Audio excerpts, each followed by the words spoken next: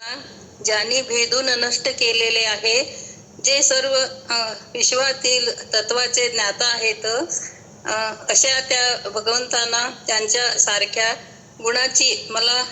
गुणाची प्राप्ती मला व्हावी यासाठी मी नमस्कार करत आहे. आचार्य उमास्वामी विरचित तत्वार्थसूत्र मोक्षशास्त्र.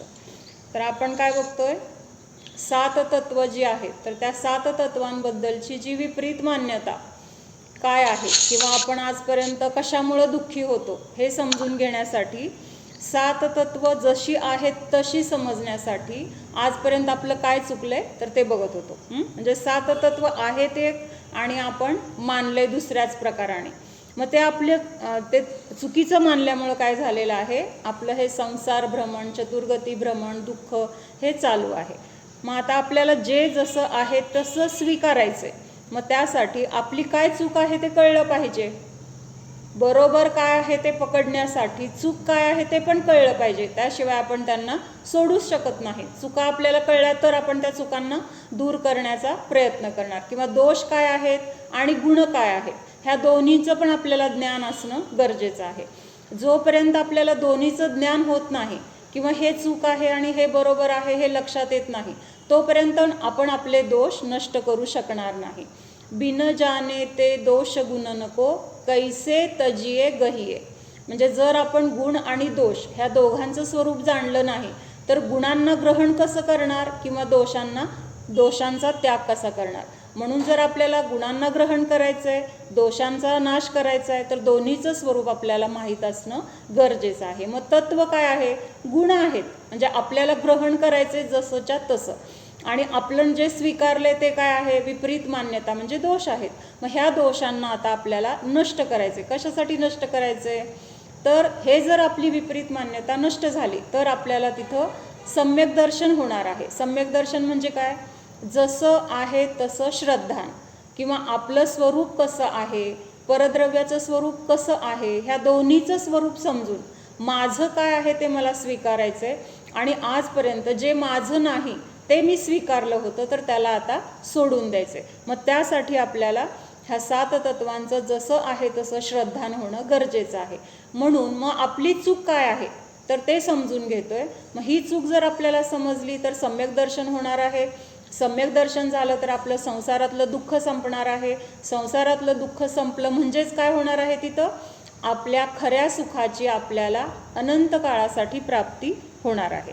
मग ह्याच्यासाठी आपण कालपर्यंत जे स्वरूप आहे आणि आपण मानतोय काय, कोण सांगते, काल न सांगितलेल्याने सांगा. संयू सांगते, 7 तत्वांची विपरीत मान्यता काय आहे, किंवा दुसरं कोण सांगत असेल तर सांगा. छायाभून, संगीता भून, अजून कोण आहे, सुकांता, प्रियांका भाभी सांगताय, सांगते. सांगा. जीव तत्वाचे गुण, जो ज्या पर्यायात आहे त्या पर्यायालाच आपण आपलं स्वतः मानतो. की जीव तत्वाचे गुण पर्यायाला शरीरालाच मी मानतो, आत्मा मानतो. की जीव तत्वाचे गुण आहे. आणि उद्गल तत्वाचे आणि अजीव तत्वाचे गुण म्हणजे अजीवाला जीव मानतो. ही अजीव तत्वाची गुण आहे.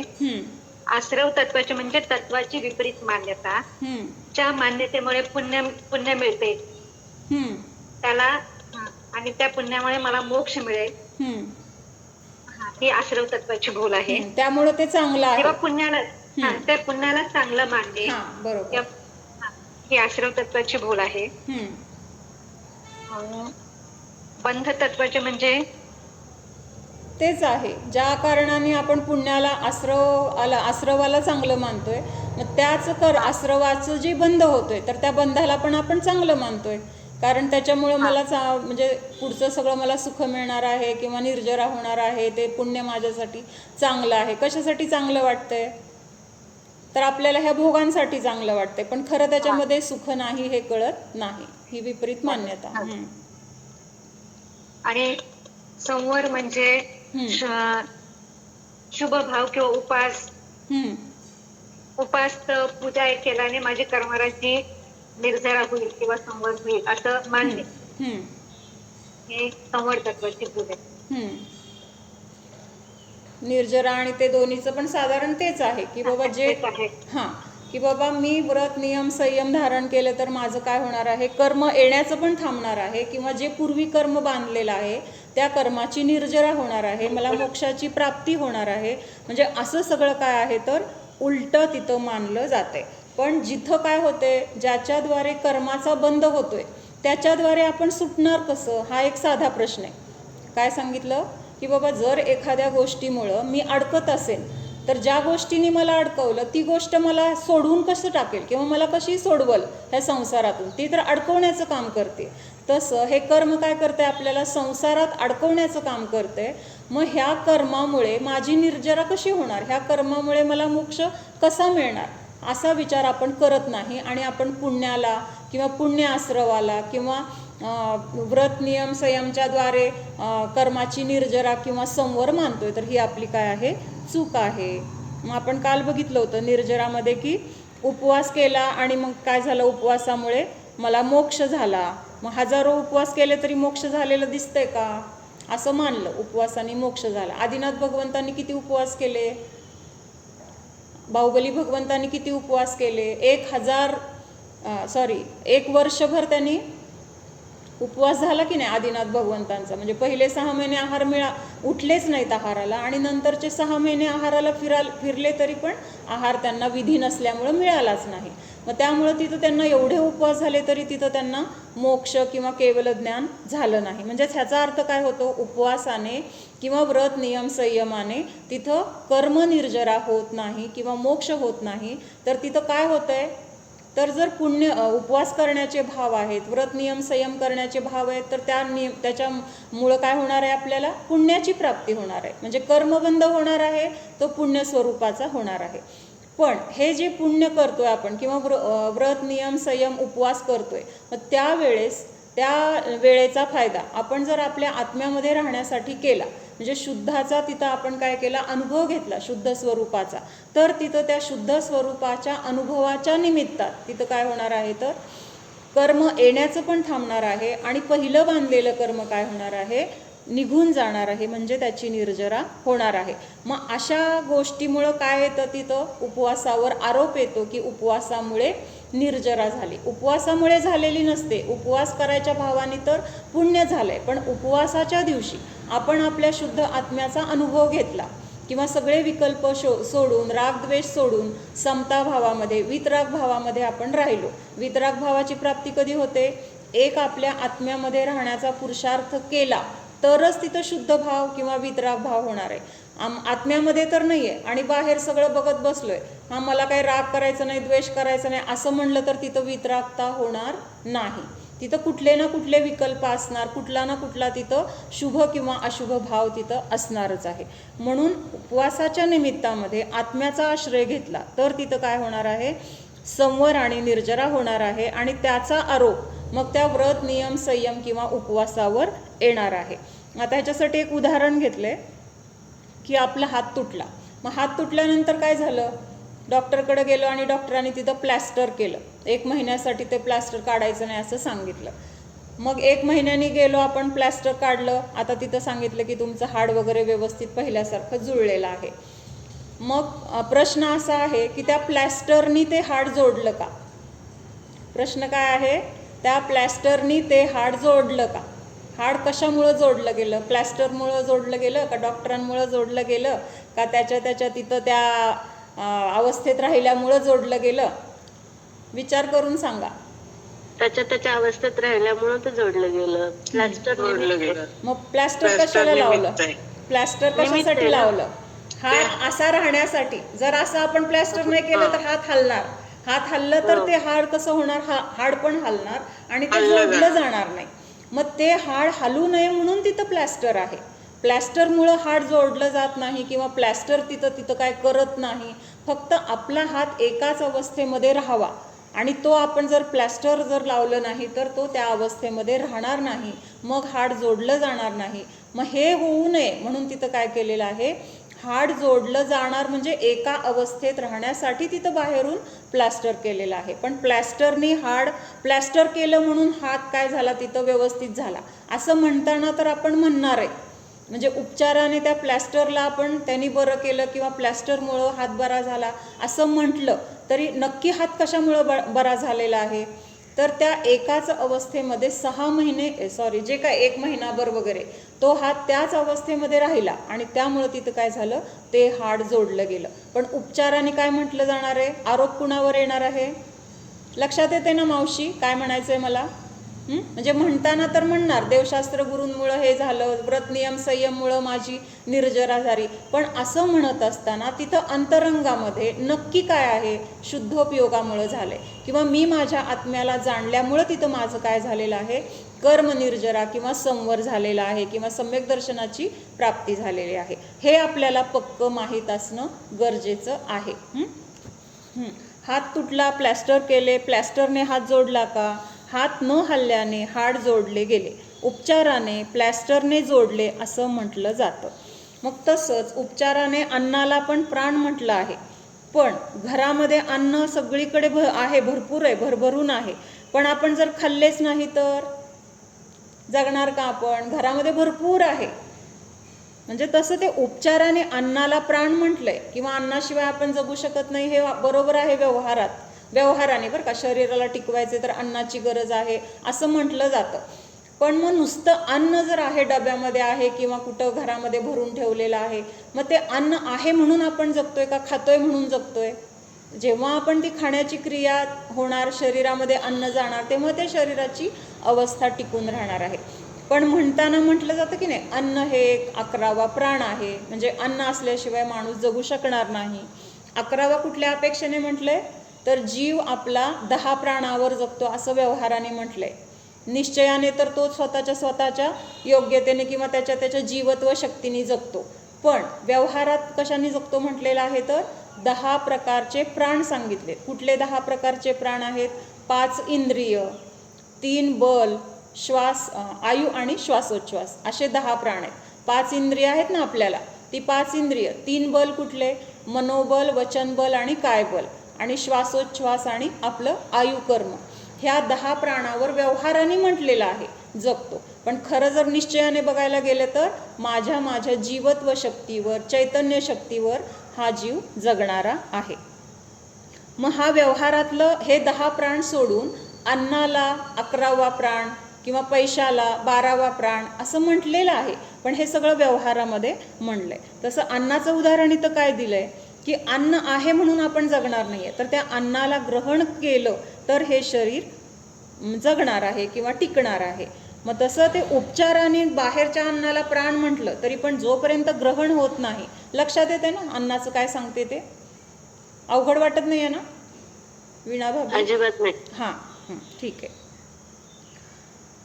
हां, उपचाराने अन्नाला प्राण म्हटले आहे. घर अन्नाने भरले आहे, पण अन्न खाल्लेच नाही तर प्राण टिकतील का?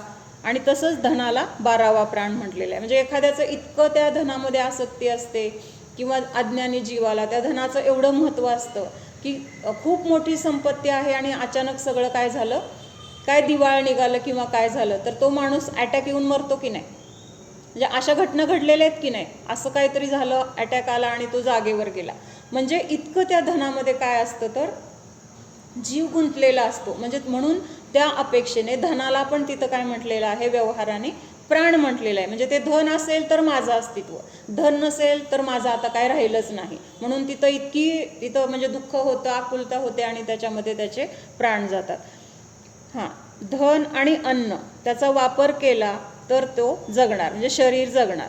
तसं शुभभाव असेल तर शुभभावाच्या निमित्तात तिथं काय होणार आहे, शुद्धामध्ये पोहोचण्यासाठी आपल्याकडून प्रयत्न केला जाणार आहे आणि त्या शुद्धामुळे मग संवर निर्जरा होणार आहे आणि त्याच्यावर मग काय होणार आहे, तर व्रत नियम संयमवर आरोप येणार आहे की त्याच्यामुळंच कर्माची निर्जरा झाली. त्याच्यानंतर हे कळलंय निर्जरा तत्वाचं, लक्षात येतंय ना? निर्जरा होते कशाने? शुद्धोपयोगाने. आणि अज्ञानी मानतोय कशाने? तर ह्या सगळ्या शुभक्रियांच्या द्वारे किंवा व्रत नियम संयमच्या द्वारे मानतोय. आणि असं मानणं हे काय आहे? तर त्या तत्वाची चूक आहे किंवा विपरीत मान्यता आहे. आता शेवटचं तत्व आहे मोक्ष तत्वासंबंधीची भूल. काय सांगितलंय? मोक्षतत्व. मोक्षतत्व म्हणजे मोक्ष कशाला म्हटलंय? तर जिथं पूर्ण शुद्ध स्वरूपाची प्राप्ती झालेली आहे, जिथं कुठलीही म्हणजे अशुद्धता नाही, मल नाही, कर्म नाही, रागद्वेषादी विकारी भाव नाहीत, कुठली इच्छा नाही, शरीर नाही, म्हणजे असं सगळ्यांनी रहित जे जीवाचं स्वरूप आहे, तर त्या स्वरूपाची प्राप्ती, तर तो काय आहे? मोक्ष आहे. पण मोक्षतत्वासंबंधीची भूल काय आहे? तर अव्रतापेक्षा व्रत घेणं चांगलं. मग त्याच्यामुळे मला, म्हणजे परत इथं तेच येतंय की व्रतामुळे मला मोक्ष होणार आहे असा विचार करून तिथं त्या व्रतांना वगैरे ग्रहण करतो. मग आता इथं शुभभाव जो आहे, तर त्या शुभभावाचे दोन त्याचे काय सांगितलेले आहेत?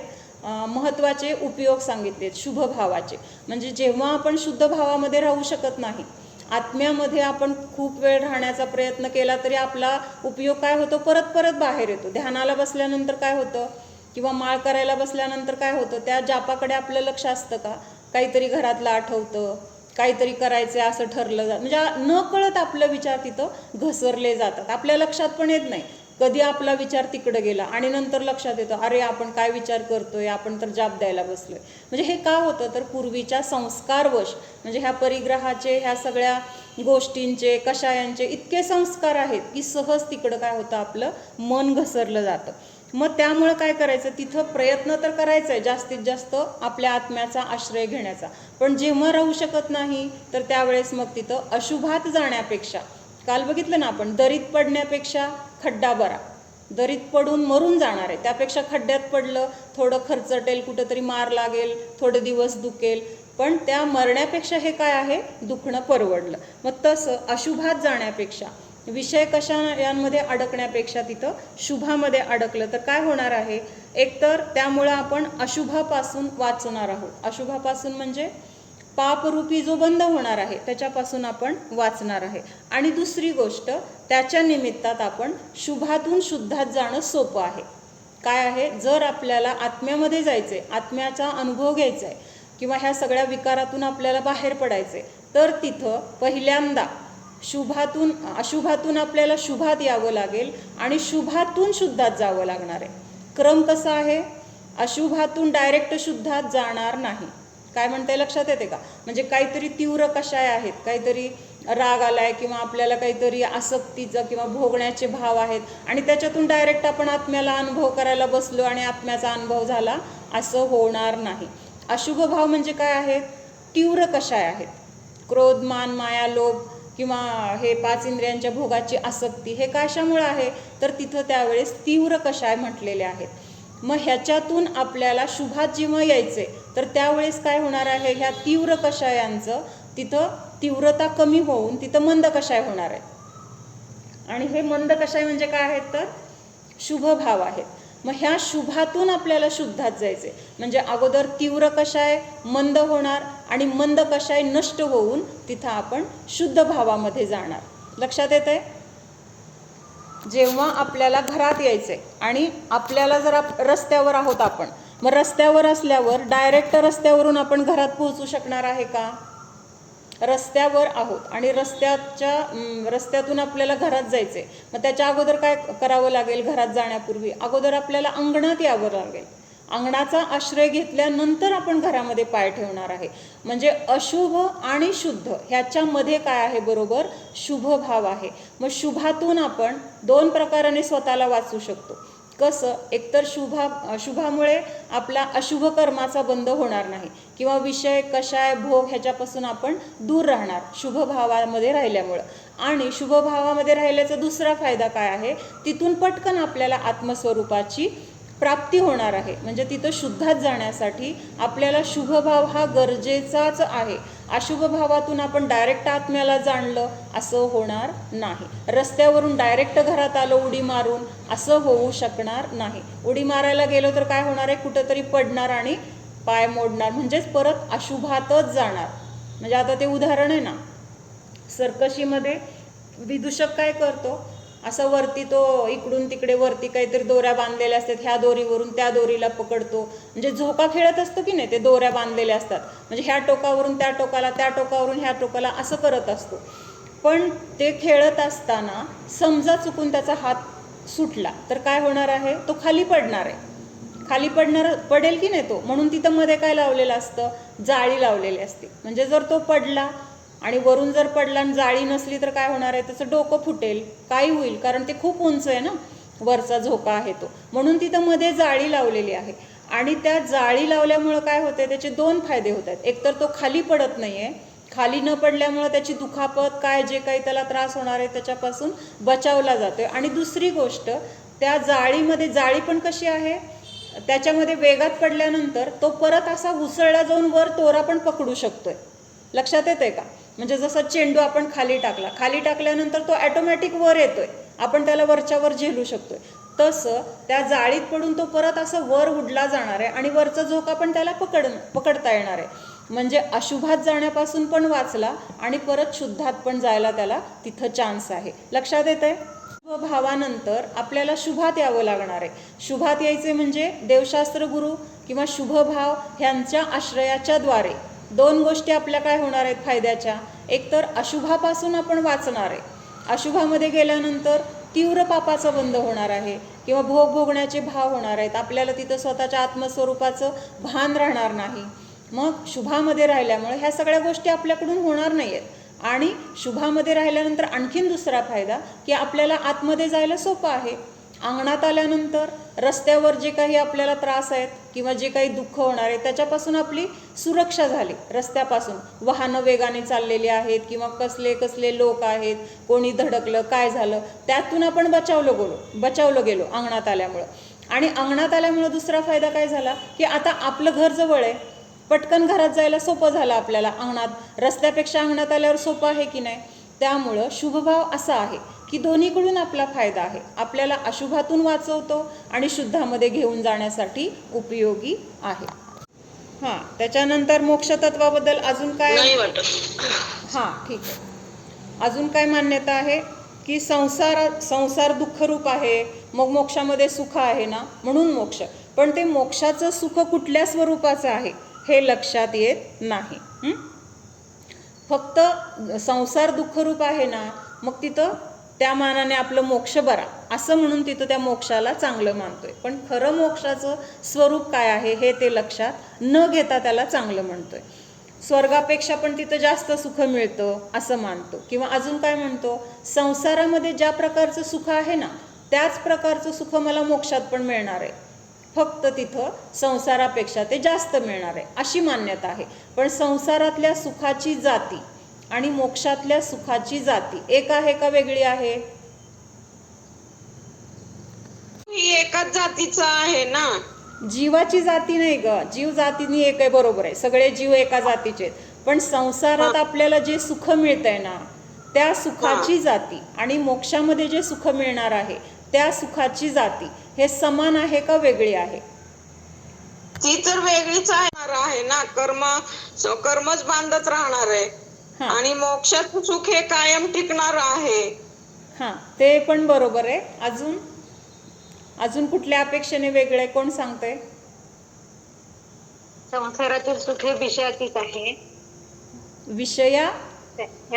विषयात स्थितीत आहे, म्हणजे विषयाच्या मुळे प्राप्त होणारे आहे. हां, आणि मोक्षाचे सुख विषयातीत आहे, विषयाच्या परे आहे, आत्मिक सुख आहे, ते आत्मिक सुख आहे. अजून शाश्वत सुख आहे. बरोबर. कुठलं शाश्वत आहे? मोक्षातलं. बरोबर. आणि आपलं संसारातलं कसं आहे, नश्वर आहे. बरोबर. अजून शाश्वत कुठल्या अपेक्षेने आणि नश्वर कुठल्या अपेक्षेने हे पण सांगू शकताय? सांगा, विचार करा. जेवढा आपण विचार करू ना तेवढं आपल्याला त्याच्यातून काय काय सुचत जातं. आणि प्रत्येकाची विचार करण्याची पद्धत वेगळी असते, त्यामुळं नवीन पॉईंट आपल्याला कळतात. त्यामुळं सगळ्यांनी सांगा काय काय सुचतंय कुणाला. सुख मिळलं तर म्हणजे ज्ञान असतं कायमस्वरूपी.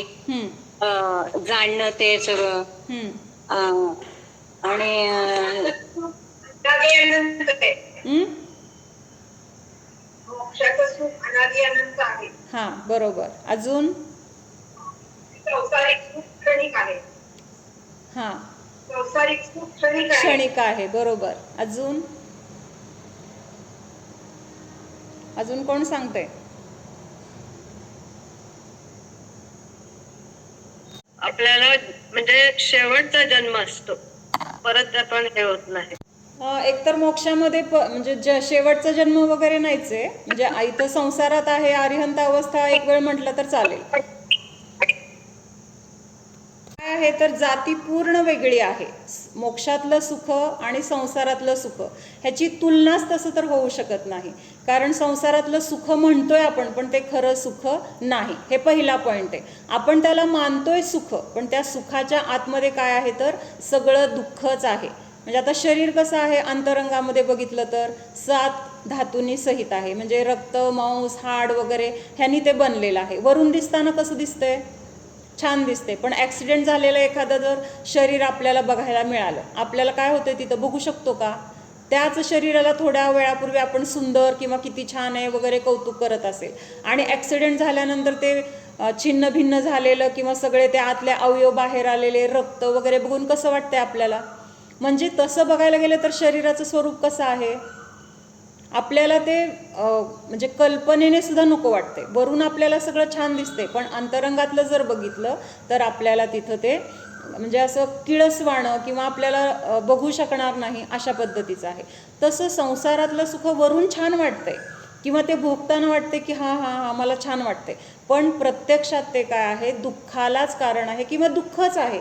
दुःखाला कारणसुद्धा नाही, तर ते दुःखच आहे. आपण त्याला मानतोय सुख म्हणून त्याला सुख हे नाव दिलंय, पण ते खरं सुख नाही. म्हणजे एखादी पितळेची वस्तू आहे आणि त्याला आपण सोन्याची म्हणलं म्हणून ती सोन्याची होणार आहे का? ती पितळेचीच आहे. तसं हे सुख नाहीच आहे, हे दुःख आहे. पण आपण त्याला सुख म्हणतोय म्हणून ते सुख होणार आहे का?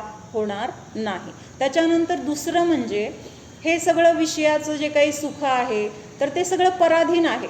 पराधीन म्हणजे समजा मला आता भूक लागली, काहीतरी खायची इच्छा झाली, तर त्या खाण्यासाठी मला बाहेर सगळं अन्न वगैरे पाहिजे की नाही? म्हणजे पराधीन आहे.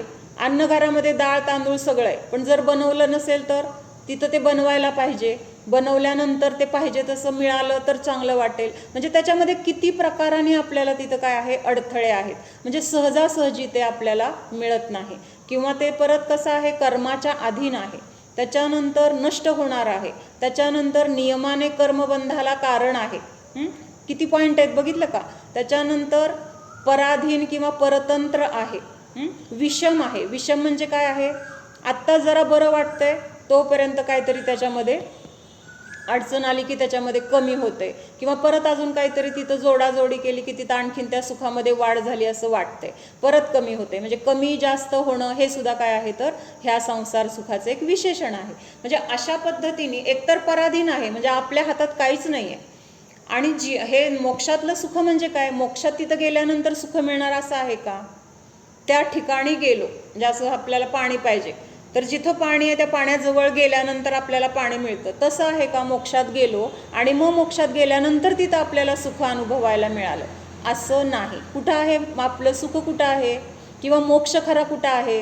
त्या दिवशी वाक्य सांगितलेलं आहे, 2 वेळा सांगितले. कोण सांगतंय? मोक्ष कहे निज शुद्धता. आठवतंय का? म्हणजे मोक्ष कुठं आहे? तिथं वरती गेल्यानंतर 16 स्वर्गाच्या त्या सर्वार्थ सिद्धीच्या वर तिथं मोक्ष आहे ना, तिथं गेल्यावर सुख आहे असं मुळीच नाही. सुख कुठं आहे? माझ्या स्वतःच्या मध्येच आहे. आणि जेव्हा ह्या सगळ्या कर्माने, शरीराने, कषयाने मी रहित होणार आहे, तर ते निज शुद्ध स्वरूप हेच काय आहे? माझा मोक्ष आहे. पटतंय का सगळ्यांना? त्या ठिकाणी असं कपाटात भरून ठेवलंय, बँकेत गेल्यावर कसं पैसे असतात आपले तिथं घ्यायला गेल्यानंतर मिळतात, तसं मोक्षात गेल्यानंतर आपल्याला सुख मिळणार आहे असं नाही. हे सगळं पहिल्यांदा सगळेजण लक्षात घ्या. सुख कुठं आहे किंवा मोक्ष कशाला म्हटले? मोक्ष कहे निज शुद्धता, म्हणजे जी निज शुद्धता आहे तर तीच मोक्ष आहे, त्यालाच मोक्ष म्हटलेला आहे. मग असा शुद्ध झालेला किंवा शुद्ध स्वरूपाला, निज शुद्धतेला प्राप्त झालेला जो जीव आहे, तर अशा जीवांना मग जिथं राहण्याचं ठिकाण आहे तर त्या ठिकाणाला व्यवहाराने मोक्ष म्हटलेला आहे, त्या जागेला व्यवहाराने मोक्ष म्हटलेला आहे किंवा सिद्धशिला म्हटलेला आहे. पण खरा मोक्ष कुठं आहे तर आपल्या आत्मस्वरूपाची प्राप्ती, शुद्ध स्वरूपाची प्राप्ती, जसं आहे तसं स्वरूप प्रकट होणं. तर हेच काय आहे, आपला मोक्ष आहे. मग आता ही जाती जी म्हटलंय त्यामुळं काय आहे तर आत्म्याच्या सुखाला जाणणं किंवा आत्म्याला प्राप्त करणं. तर ते सुख जे आहे तर तसं सुख ह्या संसारातल्या कुठल्याही गोष्टीतून आपल्याला मिळणार नाही. म्हणजे ती जाती कशी आहे, म्हणजे ते तर सुख नाहीच, मग अशी बघितलं आपण दुःखच आहे. आणि त्या दुःखाला आपण काय मानतोय, सुख आहे. म्हणजे परद्रव्याला आपण आपलं मानतोय. मग ते आपलं होणार आहे का आपलं मानल्याने? आपलं नाहीच तर ते आपलं कसं होणार? तसं हे इंद्रियातून मिळणारं दुःख किती जरी त्याला आपण चांगलं चांगलं चांगलं म्हटलं तरी त्याच्यापासून आपल्याला सुख किंवा आनंद मिळणार नाही. आपण त्याच्यामध्ये आनंद मानतो, ही आपली कल्पना आहे. कल्पना म्हणजे आपण अशा विचार करत असतो ना, आपण असं करू तसं करू. तो एक असतो ना, काय त्याचं नाव असतं, नाव लक्षात नाही, तर तो काय करत असतो ना,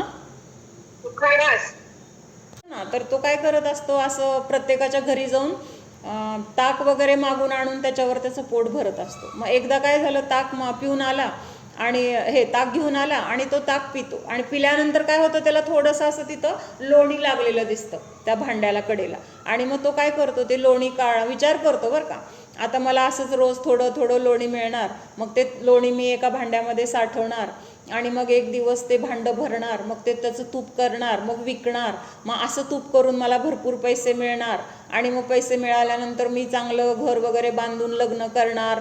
मग आणि असं त्यांनी वर एक गाड गाडकवलेलं असतं आणि त्याच्यात ते तूप हे लोणी साठवायला त्यांनी सुरू केलेलं असतं असं काहीतरी.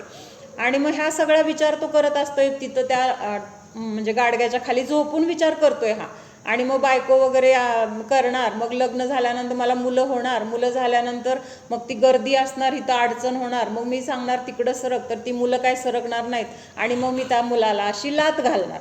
मग अशी लाथ घालणार म्हणून काय करतो तो, खरंच प्रत्यक्षात त्या विचाराच्या नादामध्ये लाथ घालतो आणि ते वरचं गाडगं तिथं काय ठेवलेलं असेल काय असेल तर त्याला लाथ लागते, ते गाडगं पडतं फुटतं. म्हणजे त्याच्या कल्पना कशा होत्या, म्हणजे फक्त मनामध्ये चाललेल्या होत्या. तसं आपल्याला हे जे मिळतंय ना 5 इंद्रियांच्या द्वारे जे जे काही आपल्याला अनुभव येत आहेत, तर त्या अनुभवामध्ये आपण कल्पना करतोय. जसं त्या माणसाने कल्पना केल्या की ह्याच्यामधून मला हे सगळं पुढच्या सुखाचं त्यांनी कल्पना करत बसला, बायको, घर, मुलं, बाळं वगैरे. तसं आपण मी खाल्ल्यानंतर मला आनंद येतोय, मला मोबाईल बघायला मिळाल्यानंतर बरं वाटतंय किंवा आपल्या आवडीच्या लोकांशी बोलल्यानंतर बरं वाटतंय. म्हणजे अशा ह्या सगळ्या आपल्या कल्पना आहेत. तर हे सगळं काय आहे, दुःखच आहे, पण आपण त्याला सुख मानतोय कल्पनेतून. म्हणून ते सुख सुख नाही. तर खरं सुख कुठं आहे, आपल्या स्वतःच्या स्वाधीन, पराधीन नाही आहे, शाश्वत, जे कधी नष्ट होणार नाही, जे विषम नाही, म्हणजे जे कमी जास्त होणार नाही. एकदा आत्मिक सुख प्राप्त झाल्यानंतर अनंत काळासाठी आपल्याला ते तसंच मिळणार आहे. त्याच्यामध्ये कमी जास्तपणा होणार नाही किंवा त्याच्यामुळं आपल्याला कर्मबंध होणार नाही, जन्ममरणाचा प्रश्न राहणार नाही, शरीराला सांभाळायचा विषय राहणार नाही. तर अशा पद्धतीने काय आहे तर ते मोक्ष सुख, खरं सुख म्हटलेलं आहे. कारण ह्या सगळ्या दुःखातून तिथं आपली सुटका आहे. पण आपल्याला काय वाटतंय, म्हणजे आपली विपरीत मान्यता काय आहे, संसारातलं जसं सुख आहे तसंच सुख मोक्षात पण आहे आणि फक्त काय आहे तर तिथं इथल्यापेक्षा जास्त सुख आहे असं मानतो. एक डुक्कर असतं, ते डुक्कर काय करत असतं, चिखलात लोळत असतं. मग चिखलात लोळत असताना तिथं काय ते वरून एक देव चाललेला असतो आणि त्या देवाला ते डुक्कर लोळताना पाहून वाईट वाटतं की कसं लोळतंय चिखलात, किती घाण आहे, ते सगळ्या अंगाला त्याच्या घाण लागली वगैरे. आणि त्याला असं विचार होतं की ह्याला आपण ह्या दुःखातून किंवा ह्या घाणीतून ह्याला बाहेर काढून चांगल्या ठिकाणी घेऊन जाऊया. मग तो त्याच्याकडे येतो देव आणि त्याला म्हणतो, चल मी तुला चांगल्या ठिकाणी स्वर्गात घेऊन जातो, असं त्याला सांगतो. मग ते डुक्कर काय म्हणतं की तिथं मला लोळायला असा चिखल आहे ना भरपूर. काय विचारतं, म्हणजे देव काय करतोय, त्याला चांगल्या ठिकाणी घेऊन जाण्यासाठी खाली उतरून त्याला सांगतोय, बाबा चल इथं घाणीत लोळू नको. आणि त्याची इच्छा काय आहे किंवा त्याची सुखाची अपेक्षा काय आहे, तर असं जिथं मला इथं लोळण्यामध्ये मला जे सुख मिळतंय तसं सुख तिथं मला स्वर्गामध्ये मिळेल ना, म्हणजे ह्याच्यापेक्षा चांगला चिखल, भरपूर चिखल तिथं आहे ना. म्हणजे तसं झालंय आपलं. ह्या संसारातलं सुख आणि मोक्षातलं सुख समान आहे असं वाटतंय, पण त्याची जाती पूर्ण वेगळी आहे की ह्या कर्मातून मोकळं होणं किंवा ह्या कर्मातून सुटणं म्हणजे मोक्ष असं मानतो. पण तिथं हे जाणत नाही, कर्मातून सुटणं ह्याच्यापेक्षा त्याच्या आधी महत्त्वाचं काय आहे, तर माझ्या स्वरूपाची मला प्राप्ती होणार आहे. माझं जसं जीवाचं ओरिजिनल स्वरूप आहे, शुद्ध स्वरूप आहे, तर ते स्वरूप प्रकट होणार आहे आणि मग त्यावेळेस तिथं बाहेर माझ्या संयोगामध्ये कर्म राहणार नाहीत. हे लक्षात न घेता फक्त कर्मांचा अभाव हेच मोक्ष आहे असं मानतो. तर हे सगळं काय आहे, 7 तत्वांची विपरीत मान्यता आहे. काय म्हटली? सतत शुद्धता असेल, एखादा जीव सतत शुद्ध भावातच राहिला तर त्यांना मग तसं फिलिंग येतं का? हां, एकतर म्हणजे उत्कृष्ट आनंदाची तिथं काय आहे, अनुभूती आहे. अनुभूती म्हणजे जसं फील होतं आपल्याला अतिशय आनंद, कसली चिंता नाही, कुठलं काही करायचे भाव नाहीत किंवा कशाचा विचार नाही, म्हणजे ह्या सगळ्या विचारांनी रहित निर्विकल्प अवस्था अशी ती शुद्ध अवस्था आहे. आणि अशी शुद्ध अवस्था जर सतत 48 मिनिटापर्यंत राहिली, शुद्ध अवस्था म्हणजे आत्म्यामध्येच उपयोग आहे, तर तिथं लगे मोक्षच होतो. म्हणजे कितीही अनंत कर्म असतील, अनंत डोंगरा एवढे, पण त्या म्हणजे आत्म्याच्या अनुभूतीमध्ये 48 मिनिटामध्ये एवढी शक्ती आहे की कितीही प्रकारचे कसलेही कर्म असतील तर त्यांची निर्जरा करण्याची शक्ती त्याच्यामध्ये आहे. पण तेवढी आपल्यामध्ये दृढता नाही आहे की आपण शुद्ध स्वरूपामध्ये एवढा वेळ राहू शकतो. म्हणजे 4थ्या काळामध्येच ही काय आहे, तर तेवढी योग्यता आहे किंवा तशी शक्ती आपल्यामध्ये असते. किंवा वज्र, ऋषभ, नाराच्या सहननवाले जे जीव असतात त्यांच्यामध्येच एवढी स्थिरता, एवढी शक्ती असते की एवढ्या काळापर्यंत ते शुद्ध स्वरूपामध्ये राहतात आणि तिथं कर्माची निर्जरा होते. पण अगोदरपासून काय असतं, त्यांचं तेवढे संस्कार असतात किंवा ह्या संसार भोगाविषयी त्यांची विरक्ती असते. म्हणजे भरत चक्रवर्ती कसे होते, 96,000 राण्या, शतखंडाचे अधिपती किंवा सगळं एवढं सगळं वैभव, पण त्या वैभवात असून सुद्धा त्यामध्ये ते एवढे सुद्धा लिप्त नव्हते किंवा त्या भोगांमध्ये आसक्त बिलकुल नव्हते, तर विरक्त होते. मला हे सगळं नाविलाज म्हणून सगळं करावं लागतंय किंवा भोगावं लागतंय, हे त्यांचे काय होते, भाव होते. म्हणून आता तर ते म्हणजे तेवढी आपली शरीराची पण शक्ती नाही आहे, मनाची पण शक्ती नाही आहे, पंचम काळ आहे.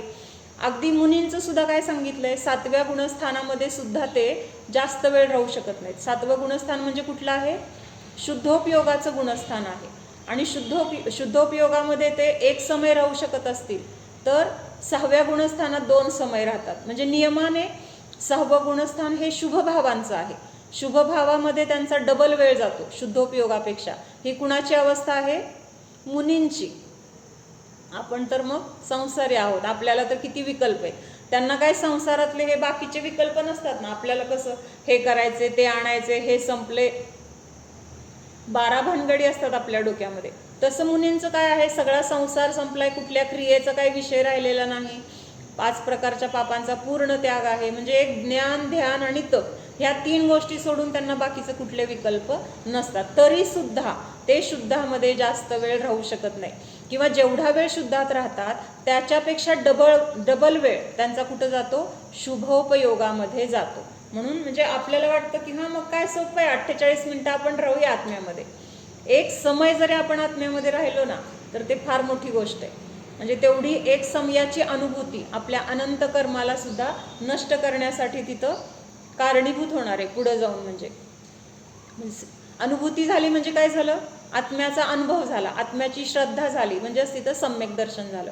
मग हे सम्यक दर्शन झालं तिथंच काय झालं, आपल्या संसारातल्या काळाचा काय झाला, तिथं एक प्रकारचं म्हणजे अशी मर्यादा आली त्या काळाला. म्हणजे अर्ध पुद्गल, परावर्तन एवढाच काळ आपला नियमाने शिल्लक राहिला, त्याच्यापेक्षा एक समय सुद्धा आपण जास्त ह्या संसारात राहणार नाही, हे तिथं काय झालं, निश्चित झालं. म्हणून तिथं म्हटलेलं आहे की एक आपली अनुभूती म्हणजे जसं आता एक असं मोठंच्या मोठं गोदाम आहे, इतकं मोठं आहे की म्हणजे आपण काय म्हणायचं, एकरच्या एकर भरून ते असं मोठं गोडाऊन आहे आणि त्या सगळ्या गोडाऊनमध्ये कापूस भरलेला आहे.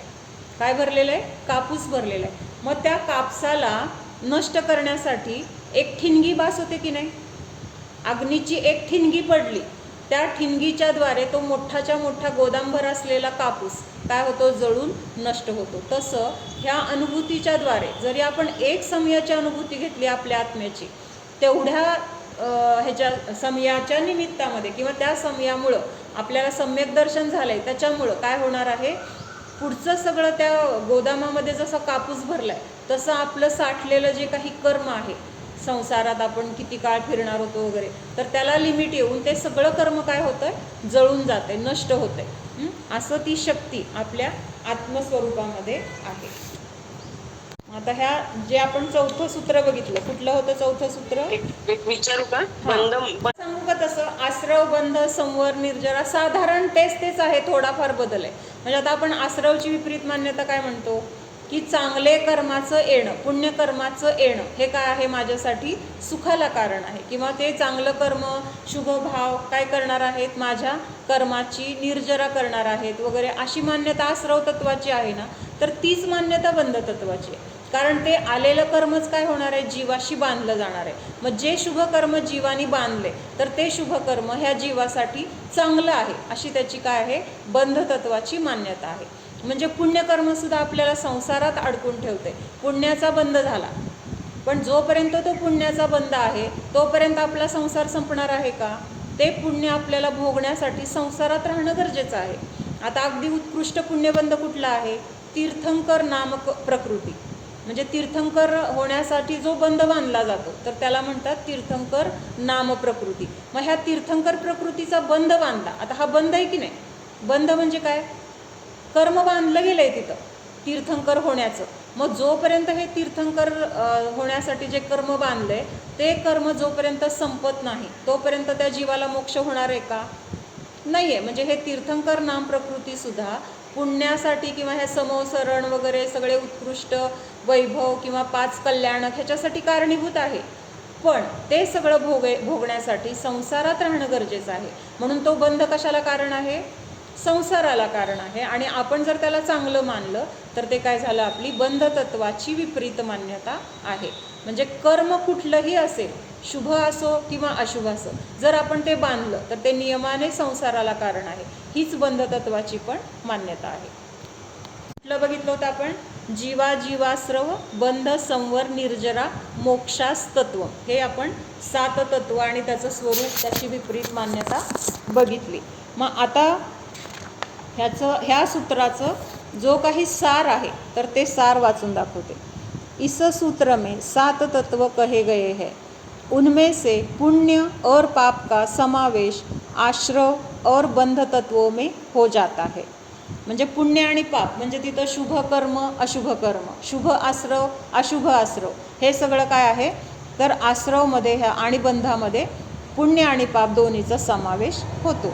जिसके द्वारा सुख उत्पन्न हो और दुख का नाश हो, उस कार्य का नाम प्रयोजन है.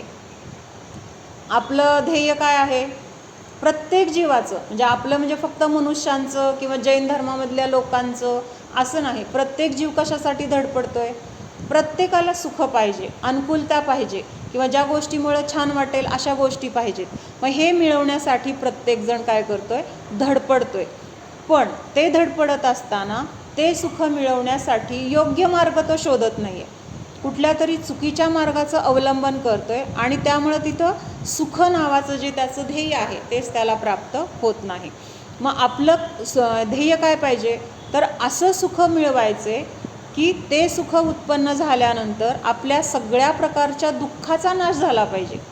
म्हणजे नुसतं सुख मिळालं आहे आणि मग शरीर पण आहे, सगळा परिग्रह पण आहे, कर्माचा बंध पण आहे, मग तिथं दुःखाचा नाश कुठं झाला.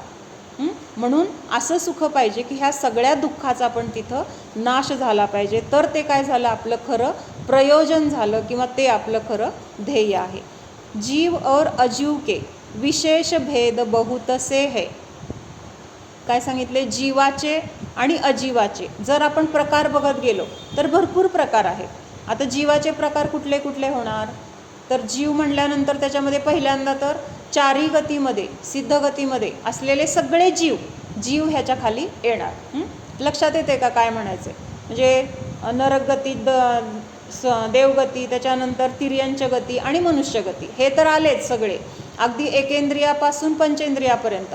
आणि जे ह्या सगळ्यांनी रहित सिद्ध भगवान ते सुद्धा कुठल्या जातीमध्ये येणार आहेत? जीवामध्येच येणार आहेत. म्हणून जीव म्हटलं की हे सगळे आले. मग परत जीवाचे भेद कसे केले? संसारी आणि मुक्त.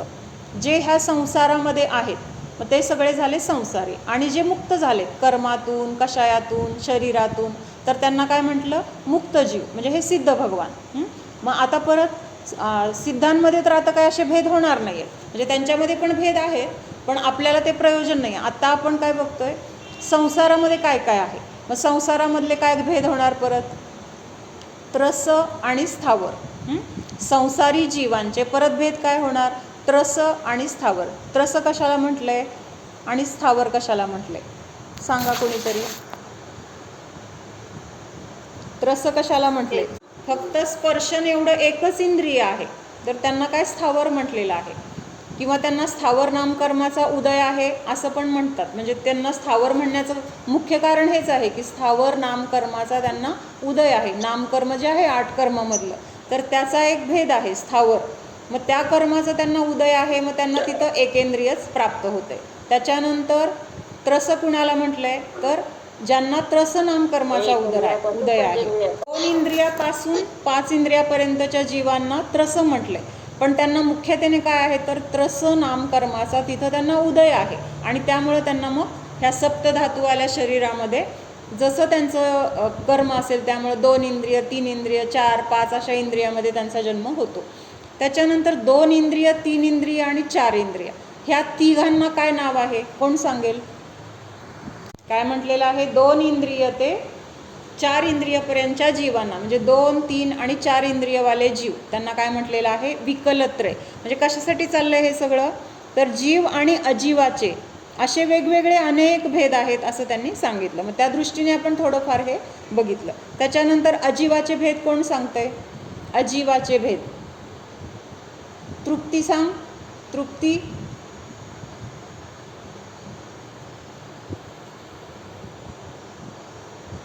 अगं माझ्याकडे जेवायला आले भाड्याला. बरं ठीक आहे. हां ठीक आहे. दुसरं कोण सांगतंय अजीवाचे भेद? धर्म ते का? बरोबर. रसगंध वर्ण आणि शब्द. नाही नाही नाही नाही अजीवाचे भेद विचारलंय मी.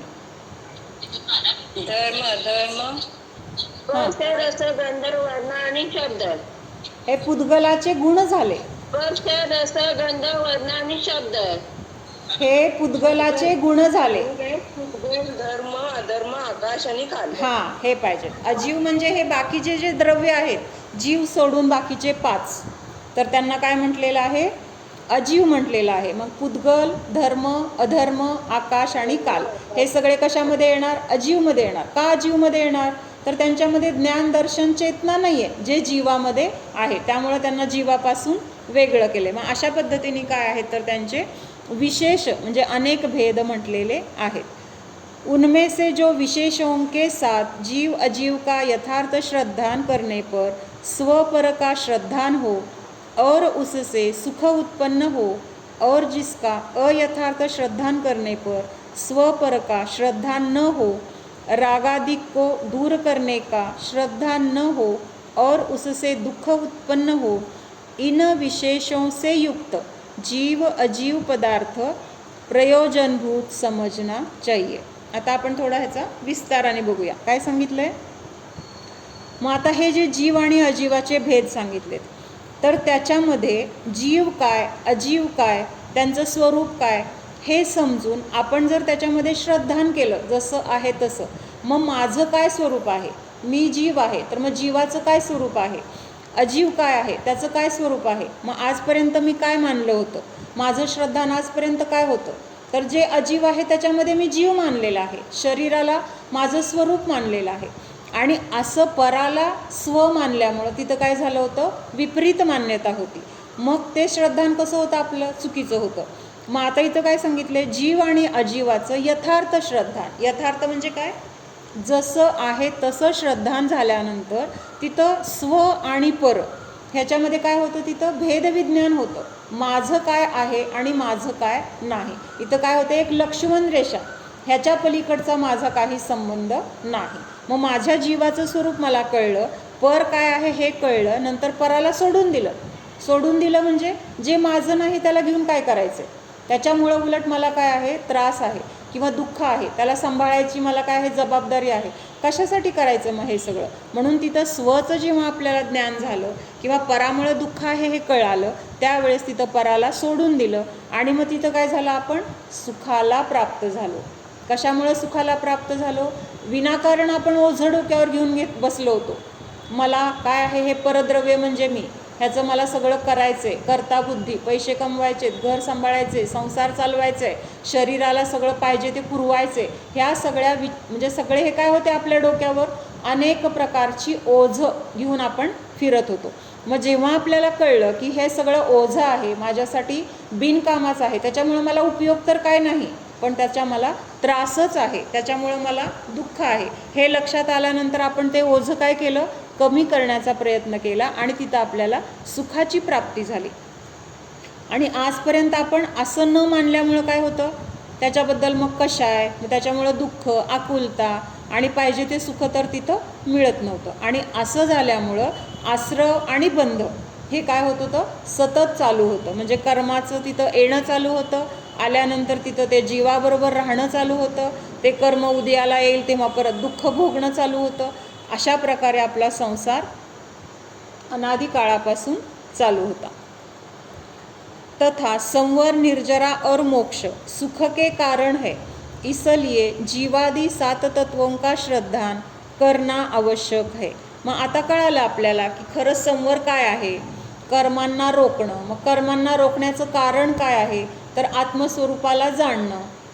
मग हे सगळं आपल्याला कळालं. मग त्यानंतर आपण त्याचा तिथं संवर निर्जरा आणि मोक्षाचा तिथं काय केला, आश्रय घेतला. म्हणजे त्यानुसार आपलं आचरण ठेवलं, शुद्ध स्वरूपाचं तिथं आपण सतत काय ठेवलं, त्याच्यामध्ये राहण्यासाठी प्रयत्न ठेवला, तर तिथं आपल्याला संवर निर्जरा आणि मोक्षाची प्राप्ती होणार आहे. इसलिए जीवादी 7 तत्वों का श्रद्धान करना आवश्यक है. इन 7 तत्वों की श्रद्धा के बिना शुद्ध भाव प्रकट नहीं हो सकता. सम्यक दर्शन जीव के श्रद्धा गुण की शुद्ध अवस्था है. इसलिए उस शुद्ध भाव को प्रकट करने के लिए 7 तत्वों का श्रद्धान ज्ञान अनिवार्य है. मग जर आपल्याला शुभ आणि अशुभाची तर सवय आहे, शुभ भाव पण करतोय, अशुभ भाव पण करतोय, पण आजपर्यंत आपण काय केलं नाही, शुद्ध भावाला केलं नाही. मग हा शुद्ध भाव जर आपल्याला पाहिजे, प्रकट करायचा आहे, तर त्याच्यासाठी ह्या 7 तत्वांचं श्रद्धान अनिवार्य आहे. अनिवार्य म्हणजे काय, असलंच पाहिजे, ह्याच्याशिवाय चालणार नाही. म्हणजे अट असते ना, अट, असं असेल तरच हे होणार, नाही तर नाही. तसं हे 7 तत्वांबद्दलचं यथार्थ श्रद्धान असेल तरच तिथं शुद्ध भावाची प्राप्ती होणार आहे. शुद्ध भाव म्हणजे काय, सम्यक दर्शन. सम्यक दर्शन म्हणजे काय, आपल्या आत्मस्वरूपाचं श्रद्धान. जो जीव इन 7 तत्वों की श्रद्धा करता है वही अपने जीव अर्थात शुद्धात्मा को जानकर उस ओर अपना पुरुषार्थ लगाकर सम्यक दर्शन प्रकट कर सकता है.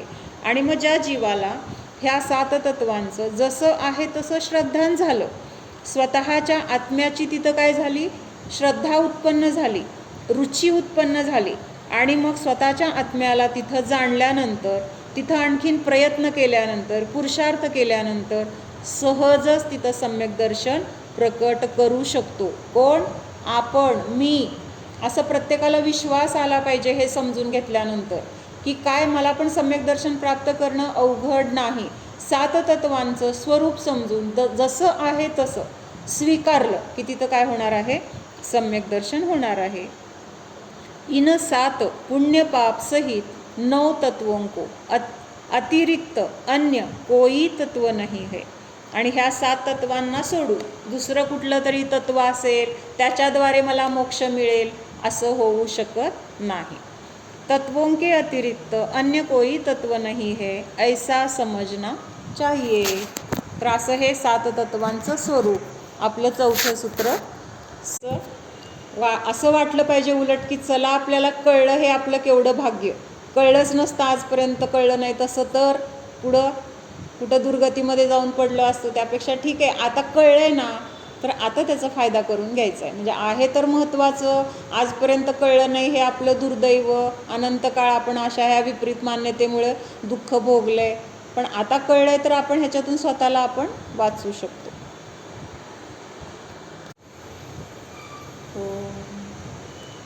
सावधान जाणा, हा मी शुद्ध जीव आहे, जाणणारा आहे, मात्र जाणत आहे. जाणणे सोडून मी अन्य काहीही करणारा नाहीच. हा मी जीवच आहे, उद्गल नाही, अजीव नाही. या अजीव 5 द्रव्यांपासून स्वतःला भिन्न अनुभव करा. स्व आणि पर भेद विज्ञान करा.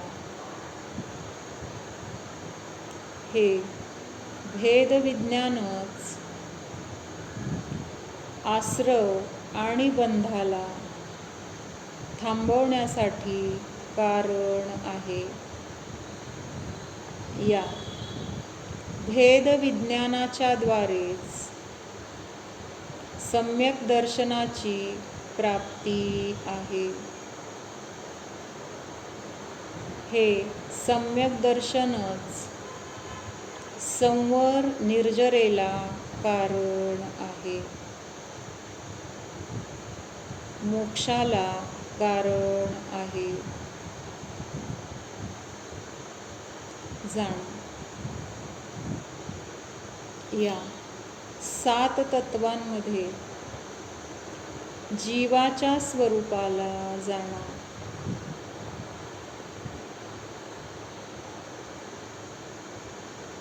हा मी ज्ञान दर्शन स्वरूपी, सुख स्वरूपी, आनंद स्वरूपी जीवच आहे. माझ्यामध्ये दुःखाचा लवलेशही नाहीच. अनंत सुख स्वरूपोऽहम्, आनंद स्वरूपोऽहम्. ओम विसर्जन.